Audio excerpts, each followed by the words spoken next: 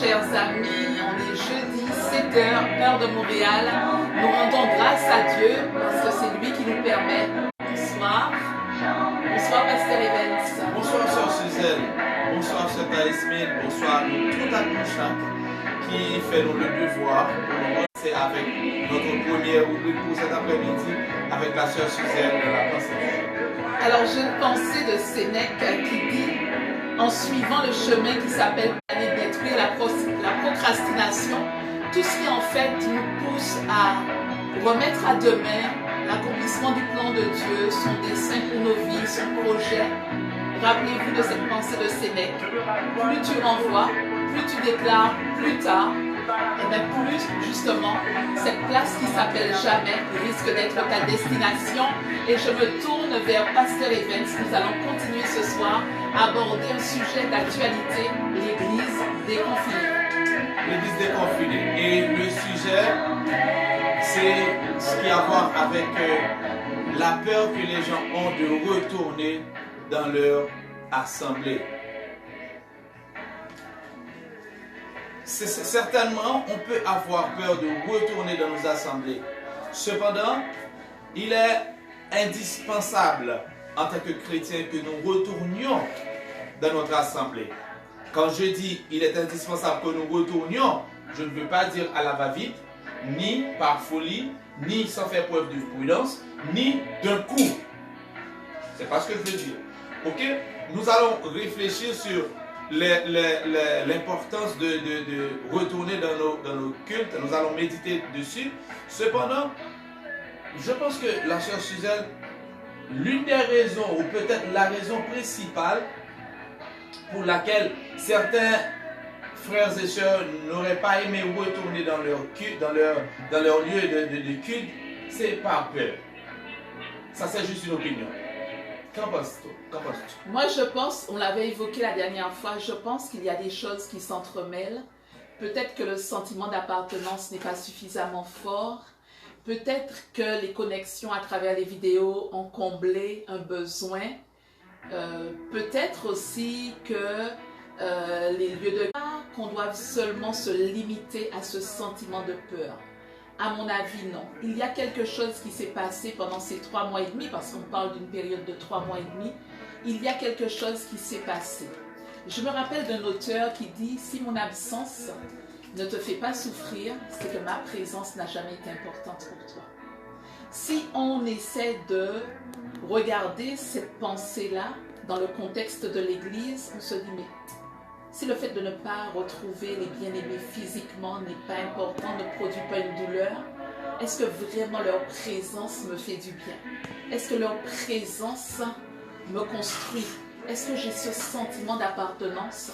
Est-ce que j'ai tout au fond de moi le besoin de communier fraternellement avec les bien-aimés? Je pense que c'est un sujet qui doit être absolument creusé parce que Dieu nous a donné une famille spirituelle en Christ et ça fait du sens. Une famille spirituelle, la famille avec laquelle nous prions, la famille avec laquelle nous adorons Dieu, la famille avec laquelle nous partageons nos fardeaux, nos peines, nos joies, devrait être d'importance manifeste dans nos vies. Je ne pense pas que nous devrions limiter cette réflexion à la peur. Il y a autre chose. Il y a autre chose. Et puis, il y a des églises aussi qui ont carrément basculé dans le tout technologie et qui, pendant le confinement, ont offert donc aux bien-aimés pas seulement des temps de prière, de méditation, pas seulement des temps de réflexion, pas seulement des temps d'enseignement. Je connais une grande église à Montréal qui a même organisé des heures d'activité physique. Il y a eu des heures de cuisine communautaire. Donc, ils sont allés beaucoup plus loin que le besoin spirituel. Ils ont comblé des besoins qui étaient silencieux, mais qui ne sont pas que spirituels. Et les personnes se sont enfoncées dans le confort de leur sofa ou de leur chambre à coucher. Il y a une espèce de paresse qui s'est installée. Une espèce de non-volonté de se bouger. Parce que ça aussi, c'est un piège. Quelle que soit l'activité à laquelle nous participons, le danger de la paresse existe et c'est nous qui devons nous faire violence pour rester en mouvement et en activité. C'est exactement le second point que j'allais toucher ou la seconde raison que j'allais évoquer ne serait-ce pas à cause de la paresse, à cause de ce cloître de confort. Ok, on a tout là où on est, il n'y a pas cette pression de se Alors, préparer. je dis paresse, excuse-moi de t'interrompre, Pasteur Evans, je ne dirais pas que ça soit pris dans une compréhension trop péjorative. Je dis paresse pour parler de relâchement, d'assouplissement. Le confort amène ça. On est dans un cocon et puis on se sent bien. Pourquoi on en sortirait? Exactement. Pourquoi on en sortirait? Surtout qu'on est dans la génération tout en ligne. Je peux faire mon épicerie en ligne, je peux regarder le culte en ligne, je peux suivre un cours en ligne, je peux créer mon entreprise en ligne. Tu peux avoir des amis en ligne. Exactement. Le virtuel est devenu en fait la sphère d'appartenance de beaucoup de personnes. Et je trouve que c'est un peu déséquilibré quand on parle du peuple de Dieu, parce qu'on en l'avait évoqué la fois passée. Je crois que le besoin de communier fraternellement doit être très présent, très présent. Donc en ce sens, tu dis aux gens de laisser le confort, de laisser la peur, de laisser tout pour sortir et retourner dans... Oui. Parce qu'il y en a qui étaient pressés de retourner dans les parcs, il y en a qui étaient pressés de retourner dans les restaurants, qui se demandent quel jour les cinémas vont ouvrir, il y en a qui étaient pressés d'aller dans les manifestations à Montréal pour lutter contre les injustices policières. C'est très bien, mais je crois que la communion fraternelle est aussi très bien pour avoir une vie équilibrée. C'est très bien aussi de pratiquer la communion fraternelle de manière physique avec les ténèbres. Très bien, on dit merci à Sœur Suzanne et avec cette note, on va enchaîner avec la réflexion biblique du jour. Parce que nos pensées pourraient être toujours de belles pensées. Mais quand c'est la Bible, la parole de Dieu, l'épée à double tranchant, qui décide, qui sépare la moelle, qui sépare la pensée et l'esprit, qui met les points sur les i, nos opinions s'arrêtent là pour laisser la place à ce que dit la parole de Dieu, pour laisser la place au rhéma, à la parole inspirée, la parole divine. Et ainsi nous allons lire ce merveilleux verset que nous trouvons dans le psaume 122. Le psaume 122, j'aurais aimé moi vous lire tout le chapitre, mais on est dans un temps de méditation parce que c'est un si beau texte. Je lis pour vous. Psaume 122. David dit, je suis dans la joie quand on me dit, allons à la maison de l'Éternel. Nos pieds s'arrêtent dans tes portes, Jérusalem. Jérusalem, tu es bâti comme une ville dont les parties sont liées ensemble. C'est là que montent les tribus de l'Éternel, selon la loi de l'Éternel, pour louer le nom de l'Éternel. Mes frères et sœurs, il est important de retourner dans la maison de l'Éternel. Je vais commencer avec les dires des gens qui se disent chrétiens et restent chez eux, ou qui professent une religion sans jamais appartenir à un groupe religieux. Je parle de manière physique, personnelle. Ok? Dans notre cas, nous avons la Bible comme parole inspirée. Nous avons la Bible comme base de doctrine qui guide notre pensée et nos comportements. Maintenant, de Genèse à Apocalypse, nous voyons que la Bible met l'emphase sur l'union, sur la vie ensemble, sur l'entraide. Donc, je vais réfléchir un peu sur ce texte que nous trouvons dans le psaume 122, où David parle, où David exalte Jérusalem, où David exalte la beauté du temple, où David s'extériorise également en exprimant sa joie quand il est sur le chemin d'aller à Jérusalem. Pour comprendre cela, il faut d'abord retourner dans le contexte juif de l'époque, où nous savons que Jérusalem, le temple où tout le peuple devrait adorer ou devrait se rendre au moins 3 fois par année pour adorer le Seigneur, pour présenter des sacrifices, pour présenter au temple leurs enfants, c'était à Jérusalem. Et dans cet arrière-plan, vous pouvez bien comprendre l'histoire de Anne, la présentation de Samuel dans le livre de Ruth, dans le livre de 1 Samuel, pardon. Maintenant, parce que le lieu où il fallait adorer, c'était à Jérusalem. Jérusalem était, le temple se trouvait à Jérusalem. Donc, Jérusalem était premièrement, littéralement, un lieu sanctifié, un lieu mis à part par Dieu et pour Dieu. C'était Jérusalem, c'était le temple. Tu pourrais adorer Dieu n'importe où, tu pourrais prier Dieu, ou tu peux toujours prier Dieu n'importe où. Cependant, dans ce contexte, nous savons par-dessus tout, il y a un lieu où il faut prier. Il y a un lieu où il faut aller. Il y a un lieu où il faut présenter ses offrandes et ses sacrifices. C'est à Jérusalem, dans le temple. Donc, premièrement, le temple de Jérusalem était non seulement le lieu de culte, mais il était également le symbole de la présence de Dieu. N'oubliez pas, il y avait un seul lieu. Il n'y avait qu'un seul lieu à Jérusalem où il y avait l'arche de l'Éternel, où il y avait les chérubins, où il y avait le parvis, où il y avait le lieu saint, où il y avait le lieu très saint, où le souverain sacrificateur devrait rentrer une fois par an. C'était pour le juif.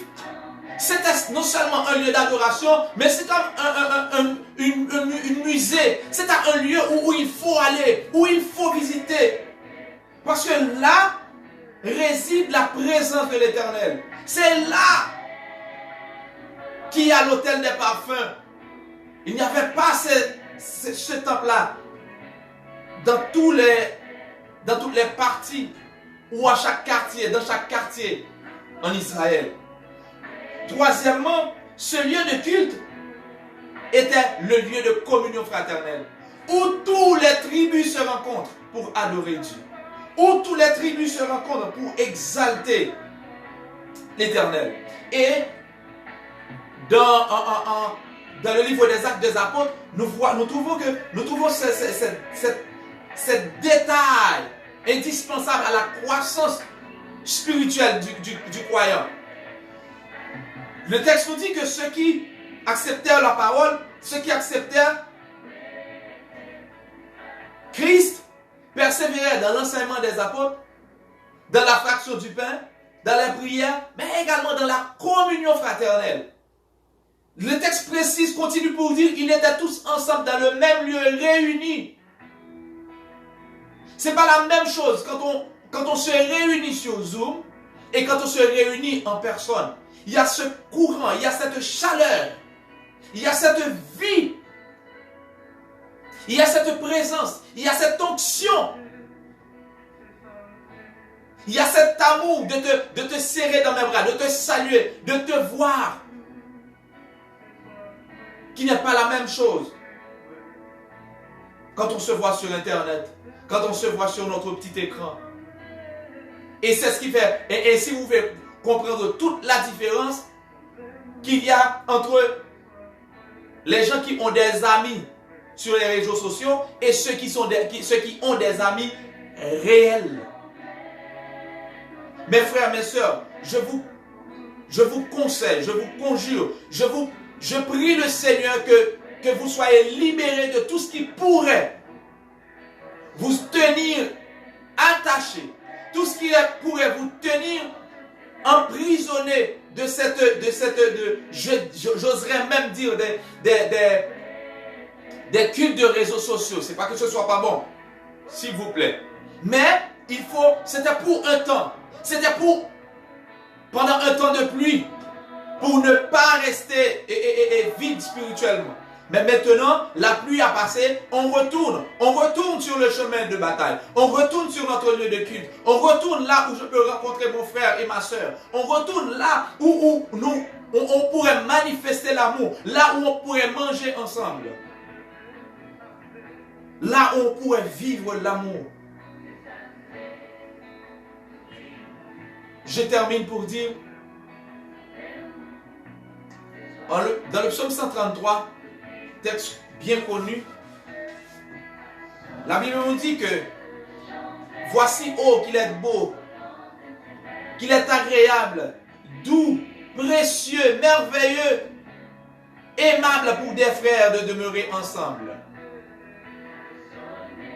Le texte continue à la fin pour dire, c'est là que l'Éternel, sur cette montagne de Sion, sur cette montagne à Jérusalem, dans ce temple, dans cette communion, dans cette unité, dans cette fraternité, c'est là que l'Éternel envoie la bénédiction, la vie pour l'éternité.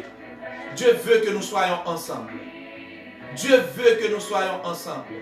Je sais que tu appartiens à cette équipe. Pas une équipe virtuelle, mais une équipe réelle. Des gens qui ont besoin de ton support. Des gens qui ont besoin que tu sois là. Des gens qui ont besoin de mettre leur tête sur tes épaules.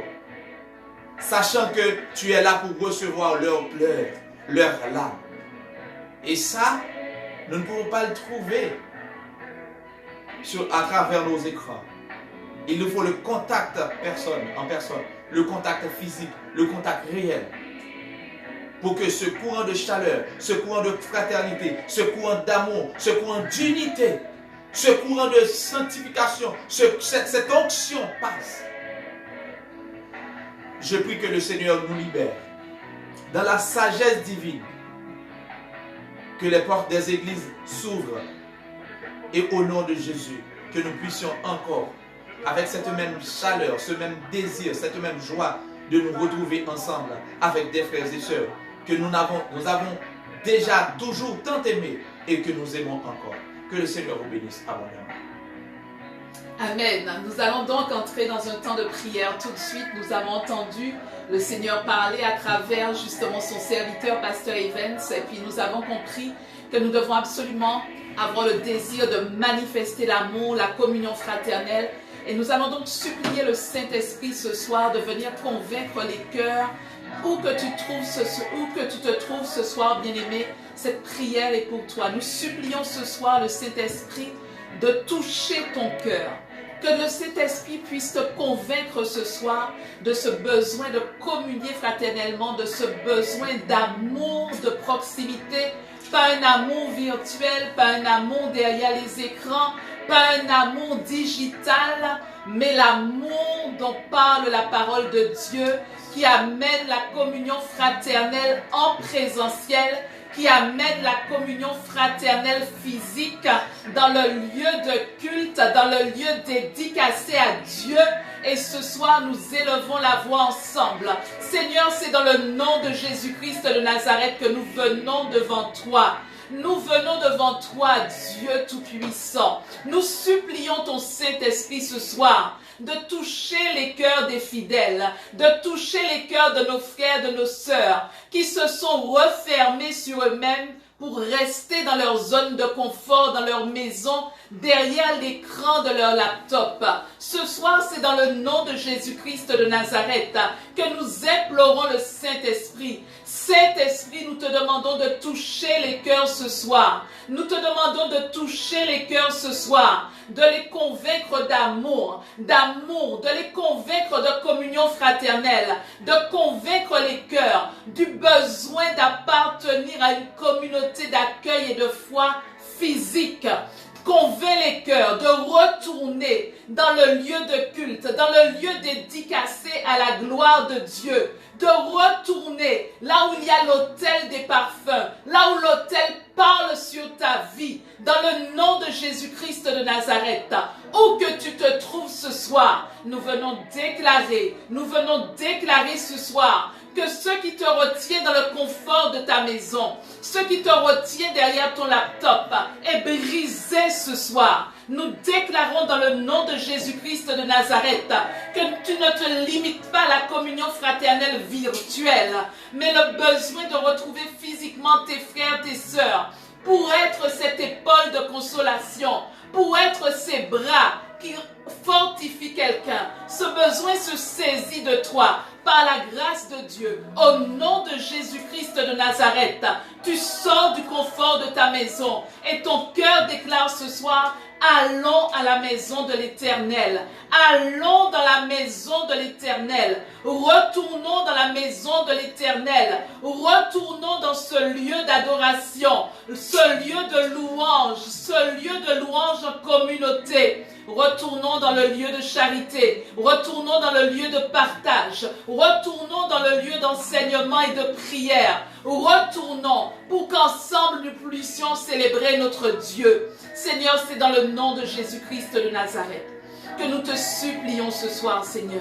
Que la parole qui a été relâchée touche le cœur de quelqu'un. Ensemence le cœur de quelqu'un. Réveille le cœur de quelqu'un. Réveille ce soir le sentiment d'appartenance. Parce que comme tu l'as dit par la bouche de ton serviteur, nul ne peut pratiquer ta parole sans appartenir à ton corps. Le corps du Christ. Ce soir, Seigneur, nous ramenons les cœurs dans le corps du Christ. Nous ramenons les cœurs dans le corps physique du Christ. Au nom de Jésus-Christ de Nazareth. Seigneur, fais ton œuvre.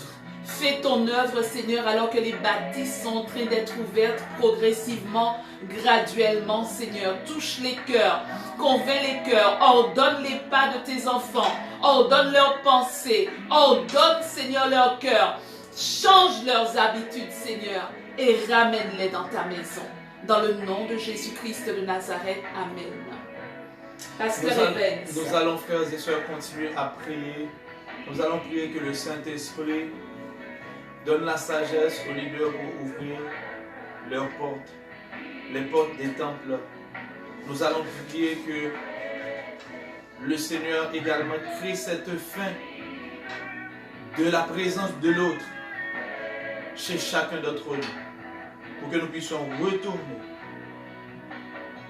dans cet espace, mais surtout retourner avec joie, retourner avec désir, avec ce brûlant désir, retourner comme David l'a dit, l'a écrié, je suis dans la joie quand on me dit à la maison du Seigneur. Que nous puissions être dans la joie, que nous puissions avoir ce sentiment, cette impulsion, ce désir, cette sensation, cette envie, cette faim de voir le temple de l'Éternel. Le temple de l'Éternel nous donne la sensation, nous laisse comprendre que nous sommes dans un espace qui est différent de tous les autres. Seigneur, merci de nous donner cet espace, ce creux, cet havre de paix, cet havre de ta présence au nom de Jésus.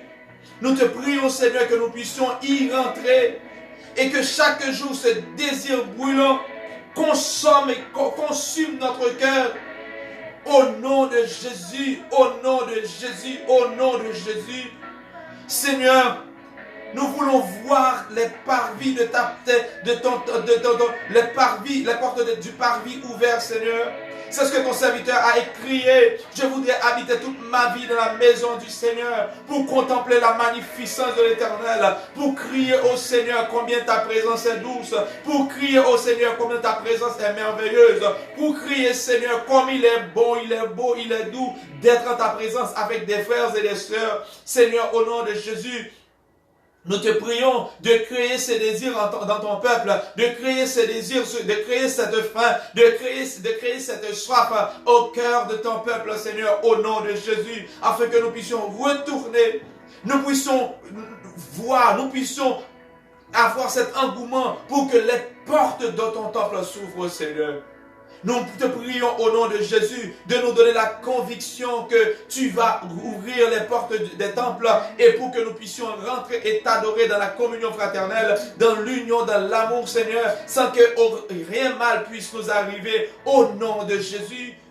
Au nom de Jésus, tout sentiment, toute chaîne de sentiments de confort soit brisée au nom de Jésus. Nous allons marcher, nous allons sortir, nous allons courir, nous allons sauter comme les gazelles pour rentrer dans tes parvis, ô Éternel, pour contempler ta magnificence, pour contempler ta grandeur, pour contempler ta majesté, pour élever la voix, pour témoigner de tes bienfaits au nom de Jésus, pour témoigner de ce que tu as fait dans notre vie, pour témoigner de ce que tu as fait dans nos familles durant 7 ans de crise.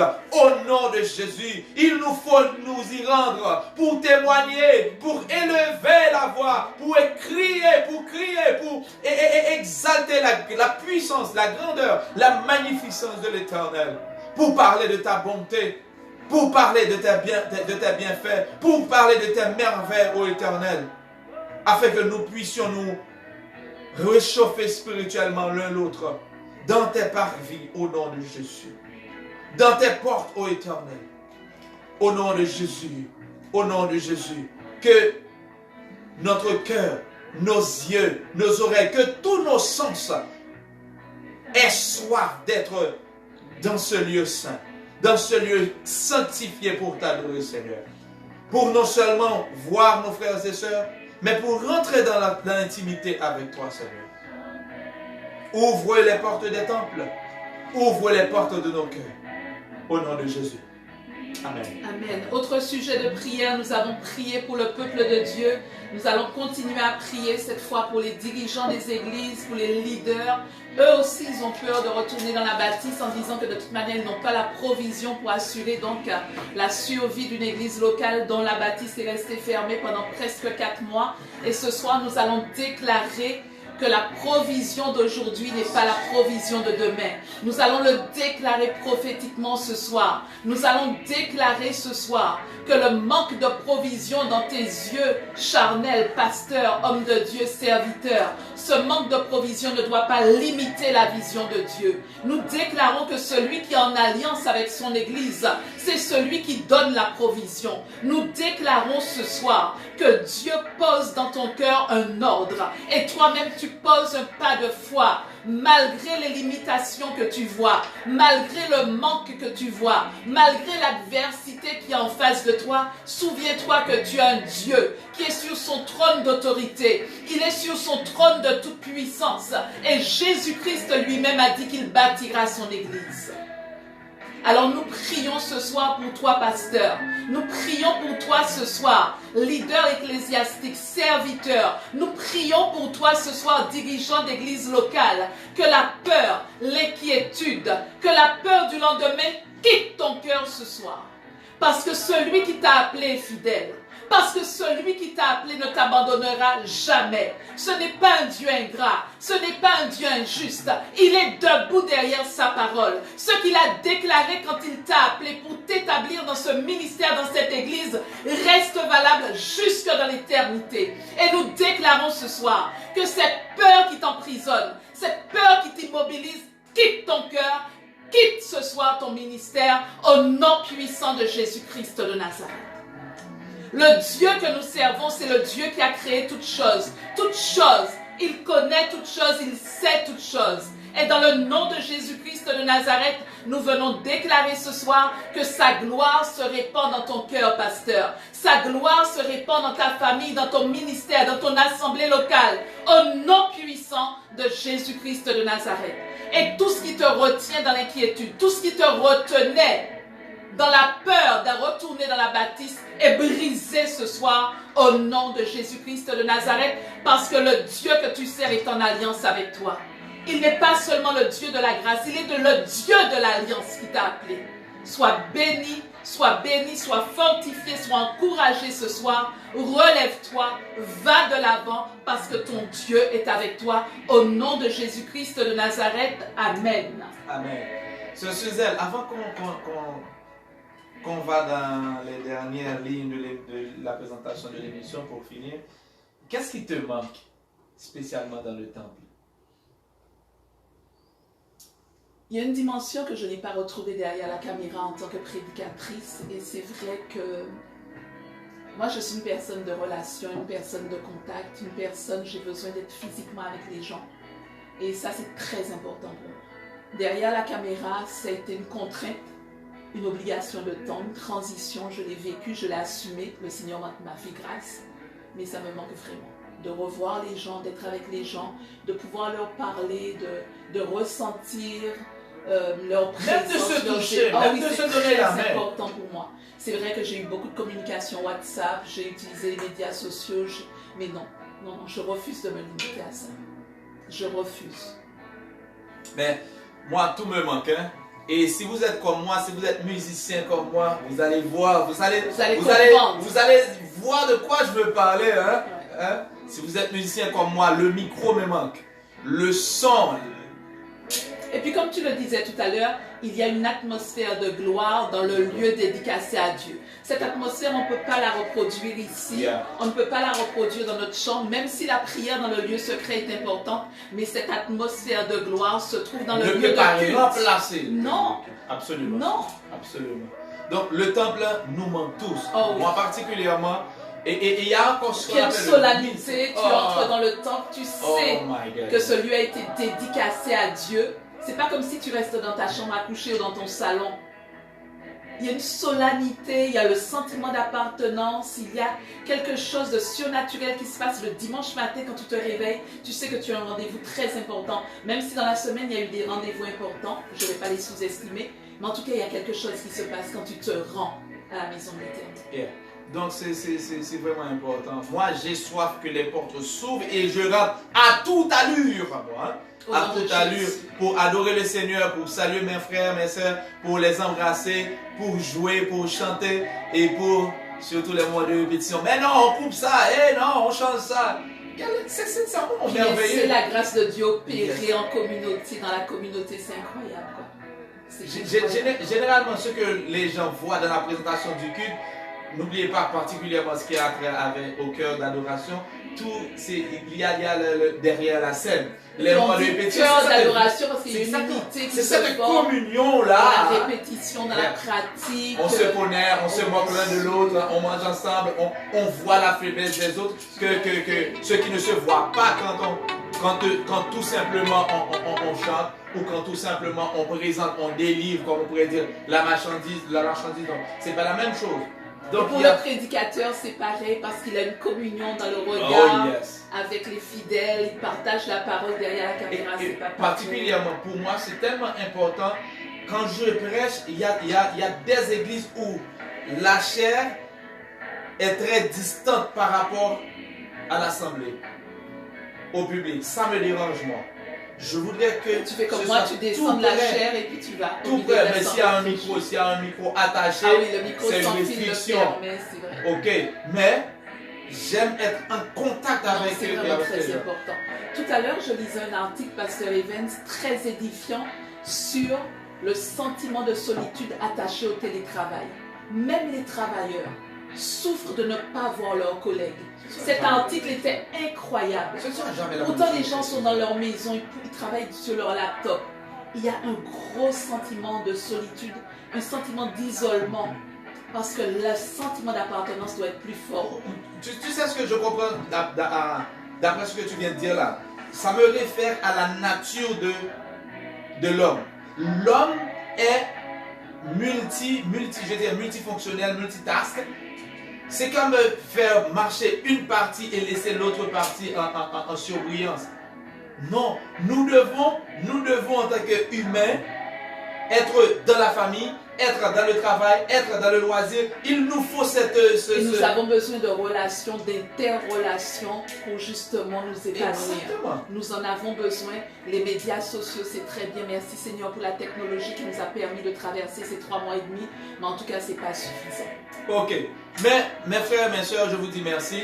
Merci à nous tous, nous chaque qui t'a regardé. On va au rendez-vous dimanche prochain si Dieu veut. Dimanche prochain si Dieu veut, nous avons une spéciale émission, une présentation tout à fait spéciale, surchargée, mais qui est vraiment enrichissante et capote en pile bénédiction la caillou.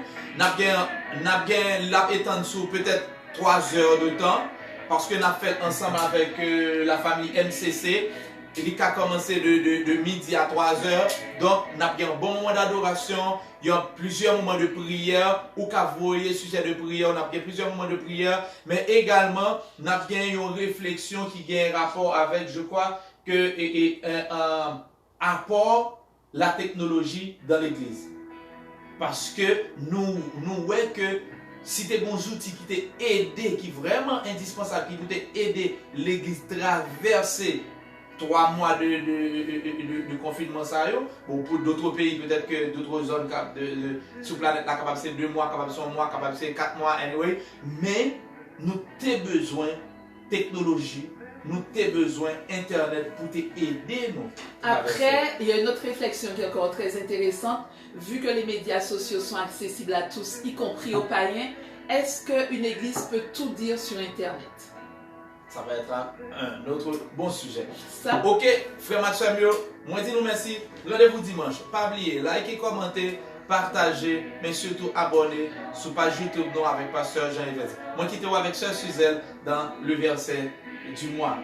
Alors le verset du mois, je l'ai choisi dans le livre de Proverbes au chapitre 16, verset 20. Et dans ma version Louis II, ce verset dit « Celui qui réfléchit sur les choses trouve le bonheur, et celui qui se confie en l'Éternel est heureux. » Donc, un verset qui met en perspective le bonheur. Réfléchir sur les choses comme nous sommes attachés à le faire ici, construire l'Église de Jésus-Christ pour avoir une prédication équilibrée à la fois dans la réflexion, mais également dans la pratique de la foi. Et puis celui qui se confie en l'Éternel dans la foi, il est heureux. Soyez bénis, nous vous aimons très fort. J'espère qu'il fait aussi chaud chez vous qu'ici à Montréal. Au revoir, Sœur Taïsvin, bonne soirée. On se retrouve dimanche. Bonsoir, Pasteur Evans. Bonsoir, Sœur Suzelle.